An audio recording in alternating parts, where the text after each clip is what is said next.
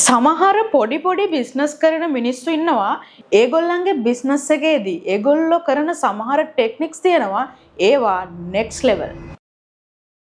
දැන් මම නිකන් එකක් කියන්නම් අපේ ගමේ හන්දියේ තියෙන පොඩි බුක් ෂොප් එකක්. ඒ ෂොප් එක ටිකක් දිගයි. ඒ කියන්නේ පළල අඩුයි ෂොප් එකේ දිග වැඩි. ඉතින් ওই බුක් ෂොප් එකේ තියෙනවා පොත්, පෑන්, පැන්සල් වගේ ඉස්කෝලේට අවශ්‍ය කරන හැමදේම. ඉස්කෝලේට ළමයින්ට අවශ්‍ය කරන හැමදේම කියලා කියන්නේ ඔය පාට දාදු කැට ඉස්කෝලේට ගේන්න කියන ඇට ಜಾති පවා මේ බුක් ෂොප් එකේ සල්ලි වලට ගන්න තියෙනවා. ඒ විතරක් නෙමේ සාමාන්‍යයෙන් බුක් ෂොප් එකක තියෙන්න ඕනේ print outs, photocopy, laminating අන්න ඒ ටිකත් මේ ෂොප් එකේ තියෙනවා. එතකොට print out ගන්න ඕනේ printer එක, photocopy machine එක, computer එක තියෙන්නේ මේ කඩේ කෙළවරේම. මම කලිනුත් ඔයාලට කිව්වා මේ කඩේ ටිකක් දිගයි කියලා. එතකොට print outs ගන්න එන කෙනා කඩේ පටන් ගන්න තැන ඉඳන් කෙළවරටම යන්න ඕනේ print outs, photocopies ගන්න. ඒ විතරක් නෙමේ කැෂියර් එක තියෙන කඩේ මුලම. එතකොට print outs අරගෙන සල්ලි දෙන්න කැෂියර් එක ළඟට එන්න ආයෙ කඩේ මුලට එන්න ඕනේ. දැන් මම දවස් 2-3ක් විතර ගියා print outs ගන්න.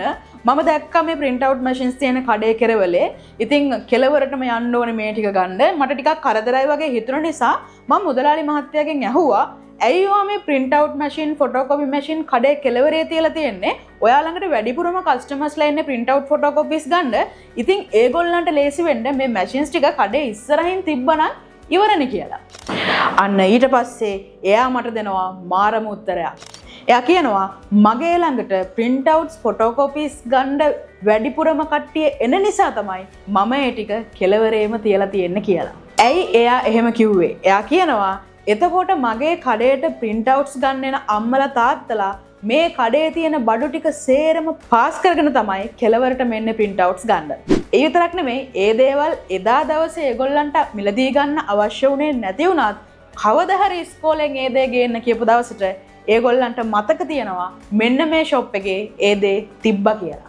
ඒ විතරක් නෙමෙයි එයා කියනවා එයාට වැඩිපුරම බිස්නස් තියෙන්නේ අන්න ඒ විදිහට දැකලා ගිහිල්ලා මතක් වෙලා නැවත මිලදී ගන්න එන කස්ටමර්ස් ළගෙන් කියලා. බලහගෙන යනකොට කතාව ඇත්ත. ෆොටෝකොපි print outs ගන්න කඩේට හැම කස්ටමර් කෙනෙක්ම එයාගේ කඩේ තියෙන හැම බඩුවක්ම බලාගෙන තමයි print outs ගන්න කඩේ කෙළවරටම යන්නේ. එතකොට ඒ කඩේ තියෙන භාණ්ඩ ඒගොල්ලන්ට ෆැමිලියර් වෙනවා. හැබැයි එහෙම වෙනවා කියලා ඒගොල්ලෝ දන්නෙත් නැහැ. ඉතින් ඒක තමයි ඒ පොඩි බිස්නස් එකක් කරන මනුස්සයා 7-5ක්වත් වියදම් නොකර එයාගේ සේල්ස් වැඩි කරගන්න කරපු මාකටිං ස්ට්‍රැටජි එක.